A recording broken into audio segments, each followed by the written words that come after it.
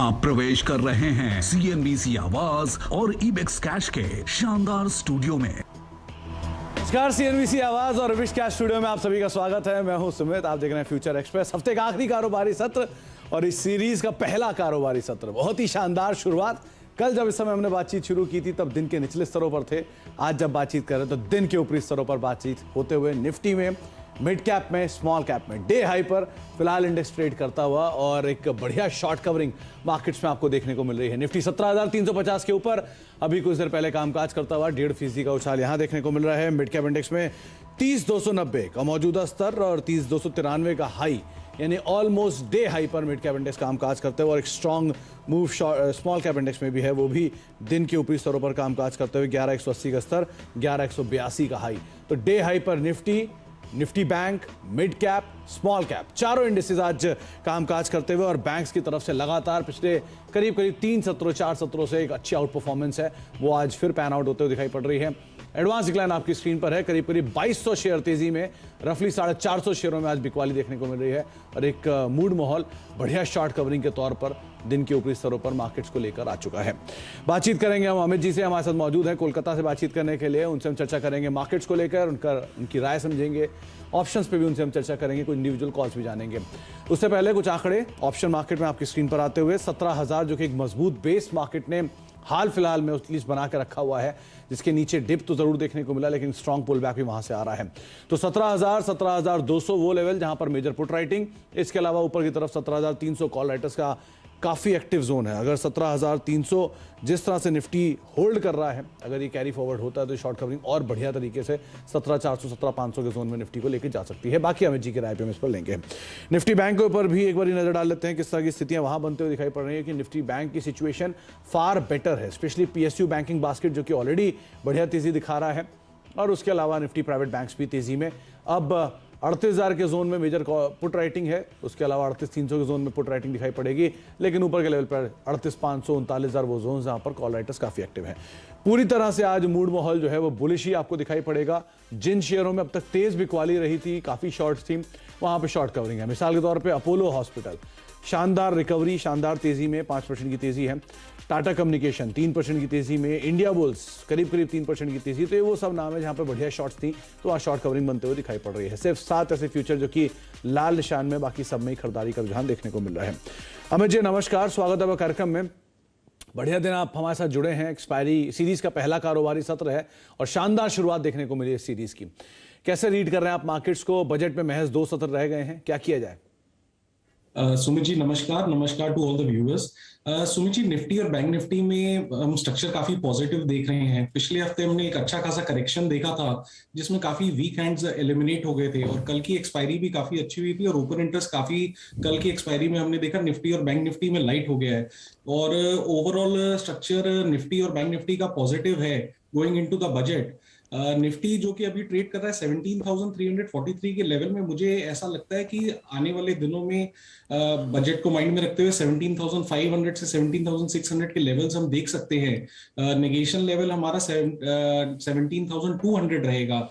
Similarly bank Nifty जो कि अभी 38,300 में ट्रेड कर रहा है, उसका भी स्ट्रक्चर काफी पॉजिटिव है, एक अच्छा पुलबैक देखा है।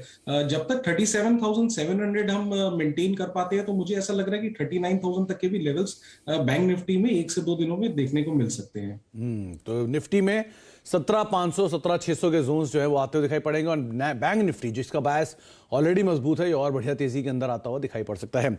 अमित जी, तेजी की तरफ आज तो ऑब्वियस बात है कॉल्स होंगे आपके, तो कौन कौन सी कॉल्स को आपने चुना है? तेजी या मंदी कोई है अगर तो? जी सुमित जी, मेरा पहला कॉल रहेगा लार्सन एंड टूब्रो में। लार्सन एंड टूब्रो में हमने देखा एक अच्छा पुलबैक आया था और इसका एक स्ट्रॉन्ग सपोर्ट एरिया है 1880 से 1900 तक। वहां पे हमने स्टॉक में एक अच्छा एक्यूमुलेशन देखा और ओपन इंटरेस्ट के लिहाज से भी कुछ ना कुछ वहां पे शॉर्ट कवरिंग देखी गई है। तो 1940 का लार्सन का प्राइस है, 1915 का स्टॉप लॉस रखूंगा और 1980 का टारगेट रहेगा लार्सन के लिए। ये तो रही पहली कॉल। दूसरी कॉल मेरी IT सेक्टर से रहेगी। TCS में हमने एक बहुत ही अच्छा फॉल देखा था, अच्छा खासा फॉल ऊपर के लेवल से देखा था, और टीसीएस ने फाइनली सपोर्ट लिया अराउंड 3650, जो कि इसका अर्लियर ब्रेकआउट एरिया था, और 100-डे एक्सपोनेंशियल मूविंग एवरेज भी एक हॉरिजॉन्टल अच्छा सपोर्ट एरिया है। तो मुझे कहीं ना कहीं लगता है कि टीसीएस में इस लेवल में स्टेबिलिटी आएगी आगे चल के, और अगर मेंटेन करता है तो एक शॉर्ट कवरिंग भी देख सकते हैं। टीसीएस का करंटली प्राइस है 3720 का, मैं स्टॉप लॉस रखूंगा 3680 का, मेरा टारगेट रहेगा 3780 का। और जो तीसरा स्टॉक मेरी नजर में है बजाज फाइनेंस। रिजल्ट के बाद हमने इसमें रिजल्ट्स इसके काफी अच्छे थे, इसमें एक अच्छी खासी प्रॉफिट बुकिंग देखी और काफी अच्छा करेक्शन देखा था बजाज फाइनेंस में। बजाज फाइनेंस ने फाइनली सपोर्ट लिया 200-डे मूविंग एवरेज पे, और 2 दिन से हम इसमें काफी अच्छा खासा पुल बैक देख रहे हैं और एक शॉर्ट कवरिंग भी देख रहे हैं। तो बजाज फाइनेंस जिसका प्राइस अभी 7000 है, मेरा स्टॉप लॉस रहेगा 6880 का और टारगेट रहेगा 7200 का। तो ये मेरे 3 पिक्स हैं आज के। ओके, तो तीनों के तीनों कॉल तेजी की तरफ हैं। एल&टी नंबर्स अवेटेड हैं, नंबर से पहले यहां पर खरीदारी करके चलने की बातचीत आपको दे रहे हैं अमित।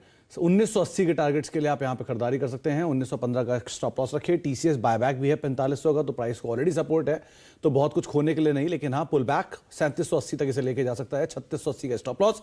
और बजाज फाइनेंस तीसरा नाम है जहां पर आप 7200 के टारगेट्स के लिए खरीदारी करेंगे, 6880 का एक स्टॉप लॉस मेंटेन कर सकते हैं। अच्छा, हम अमित से आगे बातचीत जारी रखेंगे, लेकिन उससे पहले एक और खास मेहमान हमारे साथ मौजूद हैं। जीएचसीएल के नंबर्स आए हैं और उस पर बातचीत करने के लिए कंपनी के एमडी मिस्टर आरएस जालान हमारे साथ मौजूद हैं बातचीत करने के लिए। जालान सर नमस्कार, स्वागत है कार्यक्रम में। रोबस्ट परफॉर्मेंस, चाहे वो सीक्वेंशियल बेसिस पर हो या वाईओवाई बेसिस पर हो, टेक्सटाइल स्पेस में हो या केमिकल स्पेस में हो, सब तरफ से ही परफॉर्मेंस अच्छी आती हुई दिखाई पड़ी है। तो जो ये नंबर देखने को मिले ये क्वार्टर के, डिमांड रिवाइवल स्ट्रांग देखने को मिला, या फिर ये मान के चले कि एक अच्छा क्वार्टर जरूर रहा है, गोइंग फॉरवर्ड स्टेबिलिटी आते हुए दिखाई पड़ेगी इन नंबर्स में? क्या की हाईलाइट्स रहे सर? नमस्कार। जैसे आपने बताया कि जो हमारे इस परफॉर्मेंस है इस क्वार्टर की काफी अच्छी रही, और मेरा ये मानना है कि जो केमिकल स्पेस में आने वाले समय में परफॉर्मेंस इससे भी बेटर रहेगी, बिकॉज सोडा एश में overall globally there is a shortage. तो उसकी वजह से आने वाला समय जो है वो 2022 और कुछ हद तक 2023 भी काफी बुलिश हमको दिखता है। जहां तक टेक्सटाइल का सवाल है, टेक्सटाइल में स्पिनिंग अभी अच्छा कर रही है। मेरा मानना है कि कुछ क्वार्टर तक इसमें परफॉर्मेंस अच्छी रहेगी। हाउएवर इसमें जो मार्जिन अभी आई है 28% की EBITDA मार्जिन, वो मार्जिन शायद लॉन्ग टर्म में सस्टेनेबल नहीं होगी, बिकॉज कॉटन की प्राइसेस काफी बढ़ गई हैं और उनकी pass on to the consumer वो 100% नहीं हो पाएगा। आने वाले समय में आपको स्पिनिंग में एक मार्जिन में ड्रॉप दिखेगा, but overall company as whole performance काफी रोबस्ट रहेगी आने वाले क्वार्टर्स में। अच्छा सर, टेक्सटाइल से ही शुरू करूंगा। जालान सर, एक लंबे अंतराल के बाद ये सेक्टर जो है वापस बज में आया है। पीएलआईज हो या फिर कॉस्ट ऑफ जो प्रोडक्ट्स हैं वो ईज आउट हुई, जिसकी वजह से मार्जिन्स बेटर है, डिमांड अच्छा है। चाइनीज़ मार्केट से जो डिमांड शिफ्ट है इंडियन मार्केट्स की तरफ, वो इम्पैक्ट कर रही है कंपनी के नंबर्स को। तो बहुत कुछ इस सेक्टर के फेवर में आ चुका है। तो गोइंग फॉरवर्ड आप ये बात तो सही कह रहे हैं कि हाँ थोड़ा बहुत कॉटन का प्राइसेस का इम्पैक्ट रहेगा, लेकिन क्या डिमांड पिछले कई सालों के कंपैरिजन में हम बेटर मान के चलेंगे? जी बिल्कुल, डिमांड आने वाले समय में अच्छी रहेगी। जैसा आपने राइटली बोला कि गवर्नमेंट का भी सपोर्ट है इस इंडस्ट्री को, और उसके अलावा जो चाइना प्लस की जो स्ट्रैटेजी है उसकी वजह से काफी डिमांड में इंडिया में डिमांड आई है। तो आने वाला समय डिमांड के लिहाज से अच्छा रहेगा, पर जैसे मैंने बताया कि ओवरऑल जो मार्जिन का जो पास ऑन है वो शायद इतने लंबे समय तक नहीं रह पाएगा। अभी तक जो इंडस्ट्री को एडवांटेज मिला वो एडवांटेज मिला कि एक तरफ कॉटन की प्राइसेस कम थी और दूसरी तरफ जो है डिमांड अच्छी थी, बट आने वाले समय में कॉटन की प्राइसेस का इंपैक्ट दिखेगा जो कि पास ऑन कस्टमर को नहीं कर पाएंगे। तो मार्जिन एक रीजनेबल मार्जिन पे डेफिनेटली मार्जिन अच्छी रहेगी, बट वो मार्जिन इस लेवल पे नहीं रहेगी। जो 28-30% की मार्जिन है वो इस इंडस्ट्री में अपने लॉन्ग टर्म तक नहीं देख सकते। ओके अच्छा सर, क्योंकि मैं भी कैपेसिटीज भी देख रहा था, कंपनी 99% कैपेसिटी भी कामकाज कर रही है सोडा ऐश में, और स्पिंडल साइड भी कंपनी का बहुत स्ट्रांगली परफॉर्म कर रहा है। नई कैपेसिटीज को ऐड करने के ऊपर कंपनी की योजना गोइंग फॉरवर्ड और कुछ एक्सपेंशन प्लान जो कंपनी ने ईयरमार्क कर रखे हो? बिल्कुल, जैसे 40,000 स्पिंडल का जो कि हमारे को करीब करीब 20% का वॉल्यूम ग्रोथ देगा, वो ऑलरेडी अंडर इम्प्लीमेंटेशन है। और वो जून 2022 में कंप्लीट हो जाएगा। उससे 20% का वॉल्यूम ग्रोथ ये होगा। उसके अलावा हमारी जो जर्नी है वो जर्नी वैल्यू एडेड सेगमेंट की तरफ है। अभी कल के बोर्ड मीटिंग में हमने कुछ प्रोजेक्ट अप्रूव किए हैं जिससे कि वैल्यू एडेड की सेगमेंट की तरफ हमारा जो है आने वाली जर्नी रहेगी। उससे हमारी मार्जिन में काफी बड़ा इंप्रूवमेंट आएगा। इसके अलावा तीसरा हम लोग ग्रीन एनर्जी पे अभी तक जो हमारी ग्रीन एनर्जी है वो करीब 54% अपनी ग्रीन एनर्जी है ऑन स्पिनिंग साइड, जिसको कि हम आने 20 मेगावाट का ऑलरेडी प्रोजेक्ट के अंदर इम्प्लीमेंटेशन है। उसके बाद वो 65% हो जाएगा और हमारा लॉन्ग टर्म प्लान है आने वाले साल 2 साल में इसको 80-85% तक ले जाएंगे। इससे हमको 2 एडवांटेज होंगे। एक तरफ तो हमारी जो कॉस्ट है पावर की वो सिग्निफिकेंटली कम होगी और दूसरी तरफ हम ग्रीन एनर्जी का भी जो है एक जो जर्नी है हमारी उसकी तरफ हम मूव कर पाएंगे। अच्छा जालान सर, क्योंकि एक बड़ा इवेंट अवेटेड है जो कि है बजट, और आप 2-3 प्रोमिनेंट सेक्टर्स में कामकाज करते हैं, टेक्सटाइल हो, एफएमसीजी हो या फिर इनऑर्गेनिक केमिकल्स हो, तो क्या विश लिस्ट आप मान के चल रहे हैं? क्या उम्मीदें लगा रहे हैं आप बजट से? क्या होने वाला आपके सेक्टर के लिए? देखिए, जहां तक टेक्सटाइल का सवाल है, टेक्सटाइल में गवर्नमेंट ने ऑलरेडी काफी सपोर्ट पीछे किया है। जहां तक ROSTL की बात है या RODTP की बात है या PLI स्कीम है, मेरे विचार से शायद एक स्कीम PLI की और एक्सपेक्टेड है जो कि इस बजट में शायद अनाउंस होनी चाहिए। और केमिकल के सेक्टर में भी सरकार ने बहुत कुछ किया है। मेरा ये मानना है कि आने वाले समय में जो है chemical and particularly soda ash में मेरी बहुत ज्यादा एक्सपेक्टेशन नहीं है बजट से, बट ओवरऑल मैं बोलूंगा कि सरकार ने केमिकल सेक्टर के लिए बहुत अच्छा पीछे भी काफी फोकस किया है। चलिए, बहुत बहुत शुक्रिया जालान सर अपना समय हमें देने के लिए और बहुत बहुत शुभकामनाएं बहुत ही बढ़िया नंबर्स देने के लिए, और उम्मीद करते हैं कि जो कैपेसिटीज आप ऐड कर रहे हैं आने वाले समय में कंपनी के नंबर्स को और फर्दर बूस्ट देते हुए दिखाई पड़े। बहुत बहुत शुक्रिया सर अपना समय हमें देने के लिए और हमसे बातचीत करने के लिए। अच्छा, लौटते हैं मार्केट्स की तरफ। एक बढ़िया तेजी बाजार में देखने को मिले। अमित, ये कुछ नाम देखिए जहां पर एक बढ़िया शॉर्ट कवरिंग है। मिसाल के तौर पर Apollo Hospital, United Spirits, Tata Communication, India Bulls, ये कुछ ऐसे नाम है जहां पर एक बहुत स्ट्रॉन्ग शॉर्ट कवरिंग सपोर्ट कर रही है। कोई नाम ऐसा जो आपको लग रहा है कैरी फॉरवर्ड करेगा यहां पर इस तेजी को? सुमित जी, ये काफी अच्छे नाम्स हैं, लेकिन मेरा कहना है कि रुझान ऑटो सेक्टर पे है। M&M मुझे काफी अच्छा लग रहा है। 885 का इसका करंटली प्राइस है। 870 के स्टॉप लॉस के साथ हम 910, 915 के लिए M&M को प्ले कर सकते हैं। ऑटो सेक्टर में काफी स्ट्रेंथ नजर आ रही है। इनफैक्ट ऑटो में तो एक मारुति पे भी मैं आपका व्यू लेना चाहूंगा, क्योंकि मारुति भी कल का एक स्टार परफॉर्मर था। सेकंड हाफ में बढ़िया तेजी वहां पर भी आते हुए दिखाई पड़ी थी। मारुति कैसा दिख रहा है आपको? क्योंकि आज थोड़ा सा ईज आउट जरूर हुआ है। डिप्स का यूज करें बाय के लिए? सुमित जी, इसमें एक बहुत ही बड़ा ब्रेकआउट देखा गया। लगभग 4 से 5 सालों का एक मल्टी ईयर ब्रेकआउट देखा गया अराउंड द लेवल ऑफ 8300। तो ये कोई स्मॉल ब्रेकआउट नहीं है और वीकली कैंडल को भी अगर इसको देखें तो उसमें वॉल्यूम बहुत अच्छा है। तो आगे मारुति के टारगेट्स काफी पोजिशनली मैं कह रहा हूँ 9200, 9300 के खुलते हैं। तो मार्केट में अगर कोई हल्का फुल्का कभी भी करेक्शन आता है तो टुवर्ड्स 83, 8400 अगर हमें मारुति मिले तो इसमें डेफिनेटली इस एरिया में पोजीशन बनानी चाहिए।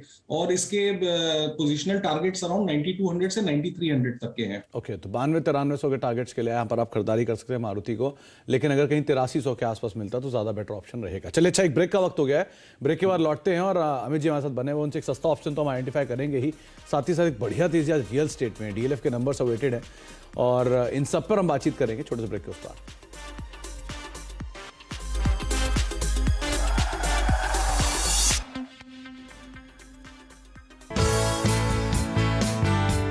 सेक्शन 80C क्या होता है? ये बजट में कई बार इसका जिक्र होता है जब इनकम टैक्स की बात आती है। तो इनकम टैक्स की ये एक धारा है और इसके अंतर्गत 1.5 लाख रुपए तक निवेश करने पर छूट मिलती है। कहाँ निवेश कर सकते हैं आप?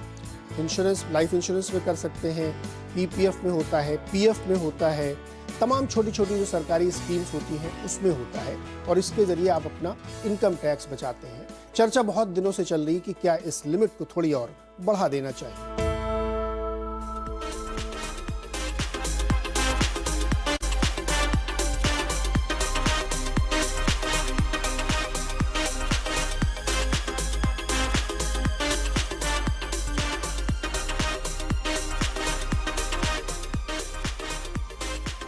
फिर नहीं तारीख, कोर्ट कचहरी का मैटर है ना, ऊपर नीचे होता रहता है। ये जनाब घुमा फिरा कर सिर्फ आपसे पैसे निकलवाना चाहते हैं। आपकी परवाह करने वाले करते हैं सीधी बात, जैसे करता है IIFL finance. IIFL gold loan, branch में सोना दो, 5 मिनट में पैसा लो, ज्यादा लोन की रकम, झंझट सबसे कम। IIFL फाइनेंस, सीधी बात। अरे सुनो, ये कौन सा पापड़ है? बीका जी दिलकुश पापड़।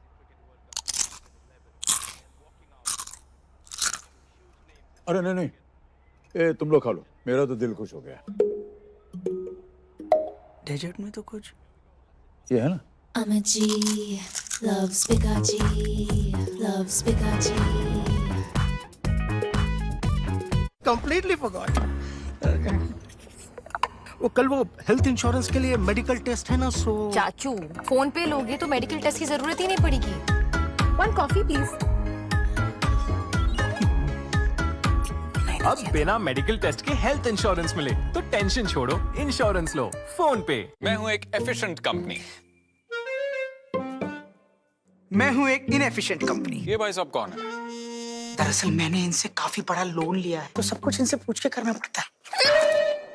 आपके यहाँ ऐसा कोई? No, we are debt free. Investments में ऐसी लोन से दबी कंपनियों से दूर रहें। सैमको फ्लेक्सी कैप फंड आपके लिए पैसे बनाएं दुनिया की बेहतरीन स्ट्रेस टेस्टेड एफिशिएंट कंपनीज में इन्वेस्ट करके। इन्वेस्ट करने के लिए अपने फाइनेंशियल एडवाइजर से संपर्क करें या विजिट करें samcomf.com। Mutual fund investments are subject to market risks. Read all scheme related documents carefully.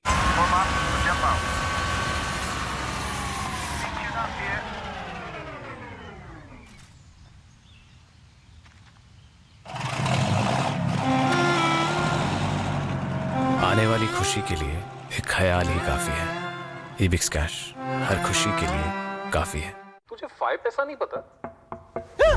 अब तो सबको पता है। 5 पैसा है all in one account. Shares, mutual funds, insurance, gold सब एक ही अकाउंट से मैनेज करो। डाउनलोड 5 पैसा नाउ। अब तो सबको पता है 5 पैसा के साथ निवेश करना आसान और लाभदायक भी। Investments in securities market are subject to market risk. Read all the related documents carefully before investing. Actor की जिंदगी हो या आपकी, हम सभी को किसी न किसी चुनौती का सामना करना पड़ता है। We all face the same challenges, पर हम कभी हार नहीं मानते। Since 30 years, Flamingo और हम, an aid for a new life.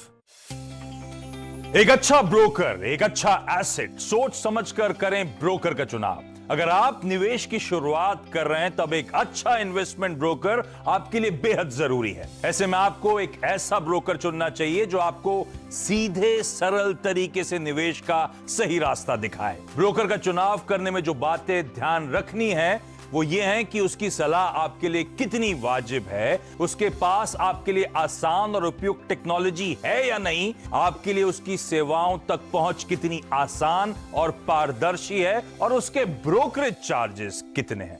सोचकर, समझकर इन्वेस्ट कर। NSE द्वारा निवेशकों के हित में जारी। ये तैयारी है डब्बे में दावत बांधने की, चमकती शर्ट पहनकर ऑफिस जाने की, मोहल्ले के छक्के छुड़ाने की और सच कर दोस्तों से मिलने की। हम हैं भारत और अब हम तैयार हैं खुशी के छोटे बड़े पलों में जिंदगी खुलकर जीने के लिए। भारत को हर रोज तैयार करता है Snapdeal. Realize your dreams with Canara Bank at low and attractive interest rate. Reach us at your convenience. Canara Bank. Together we can. Goodwill. Investments in the securities market are subject to market risk. Read all the related documents carefully before investing.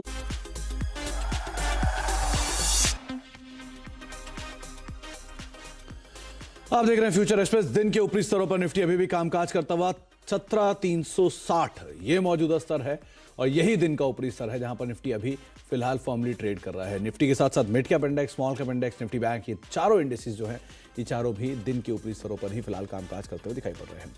Amit ji, कोई सस्ता option बाजार में आपने identify किया जहां पर आज, क्योंकि नई सीरीज की शुरुआत है तो अभी तो मिल जाएंगे ठीक ठाक दाम, कोई ऐसा सस्ता ऑप्शन आइडेंटिफाई किया? सुमित जी, कोटक महिंद्रा बैंक में हम अच्छा ट्रैक्शन देख रहे हैं। स्टॉक ने एक हायर लो बनाया है और 2 दिन से काफी अच्छा इसमें मोमेंटम है और मुझे लग रहा है कि अब ये स्टॉक कहीं ना कहीं आईसीआईसीआई और एक्सिस बैंक की तरह आउट परफॉर्म करने का इसका भी टाइम आ गया, इसका स्टॉक का स्ट्रक्चर देखते हुए। तो 1940 की कोटक महिंद्रा की कॉल हमें मिल रही है 65 रुपीज में। 55 रुपीज का स्टॉप लॉस रखूंगा और 85 रुपीज का मेरा टारगेट रहेगा। अच्छा, 1985 की कॉल, करीब करीब, वैसे तो कोटक महिंद्रा बैंक दिन के ऊपरी स्तरों पर ऑलरेडी कामकाज कर रहा है, लेकिन यहां पर आप 1985 कॉल के अंदर पोजीशन लेकर चल सकते हैं, तेजी की साइड पर रणनीति बना सकते हैं। और अमित जी का मानना है कि 1940, माफ कीजिएगा, 1940 की कॉल के अंदर आप तेजी देख सकते हैं और अमित जी का मानना है कि यहाँ पे एक अच्छा अपसाइड जो है इस कॉल में खुलता हुआ दिखाई पड़ सकता है। तो आप उस लिहाज से नजर रखें। 85 रुपये का टारगेट रहेगा, करीब करीब 55 रुपये का स्टॉप लॉस आप यहाँ मेंटेन करें। 65 रुपये के आसपास ये कॉल अभी कामकाज कर रही है। एक्सिस के नंबर अच्छे, आईसीआईसीआई के नंबर अच्छे और ये अनुमान है कि तमाम पीएसयू प्राइवेट बैंकिंग स्पेस में जो नंबर्स हैं उनका टेलविंड्स पूरे सेक्टर को मिल भी रहा है। अमित जी, अच्छा, जाने से पहले भाई डीएलएफ पे और राय दीजिए कि इसके नंबर्स अवेटेड हैं सोमवार को, उससे पहले पूरा रियल एस्टेट स्पेस तेज है, तो गोदरेज, डीएलएफ, आईबी, कोई ऐसा नाम जो लग रहा है आप कोई कैरी फॉरवर्ड कर सकते हैं तेजी में? सुमित जी, डेफिनेटली डीएलएफ का एक स्ट्रॉन्ग सपोर्ट एरिया है 375 से लेके 380 तक का। यहाँ पे इसका एक 100 डे एक्सपोनेंशियल मूविंग एवरेज भी है। स्टॉक बार बार इस जोन में सपोर्ट ले रहा है, तो definitely risk reward point of view से 388 में फ्यूचर्स में डीएलएफ काफी अच्छा है। लेकिन इसमें असली तेजी हमें नजर आएगी जब ये स्टॉक 399 क्रॉस करेगा, जहां पे इसका 20 डे एक्सपोनेंशियल मूविंग एवरेज है। Risk reward point of view से डीएलएफ लिया जा सकता है। करंट प्राइस 388 है, स्टॉप लॉस में रखूंगा 382 का। मेरा टारगेट रहेगा 400 से लेके 405 तक का। जी, चलिए, बहुत बहुत शुक्रिया अमित जी हमारे साथ मौजूद रहने के लिए और इन सभी आंकड़ों पे, इन सभी शेयरों पर चर्चा करने के लिए, बाजार पर अपनी रणनीति बताने के लिए। अच्छा, अब जा रहे हैं ब्रेक पर, लेकिन ब्रेक पर जाने से पहले आपको बता दें, सीएनबीसी आवाज़ और नेशनल स्टॉक एक्सचेंज की एक खास मुहिम, इन्वेस्टर्स को जागरूक करने के लिए एक खास कैंपेन चला रहे हैं इन्फॉर्म्ड इन्वेस्टर्स, जो आपको आपके पैसे को लेकर सही फैसला लेने में मदद करता है। अपनी मेहनती कमाई और निवेश की सुरक्षा के लिए आप अपना रजिस्ट्रेशन सेबी से पंजीकृत स्टॉक ब्रोकर के साथ ही करें।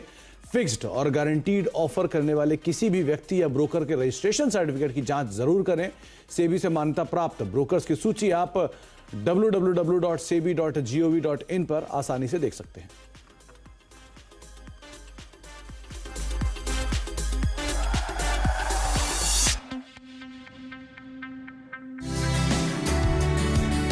एक तो डेफिनेटली जीएसटी की हमें वापस देखना चाहिए, क्योंकि इन लोग जो 1000 रुपीज के नीचे जो जीएसटी बढ़ाने की बात कर रहे 5% to 12%, डेफिनेटली वहाँ पे स्कोप है। We are an essential product like clothing, हम एक लग्जरी प्रोडक्ट तो ज़रूर डेफिनेटली नहीं है।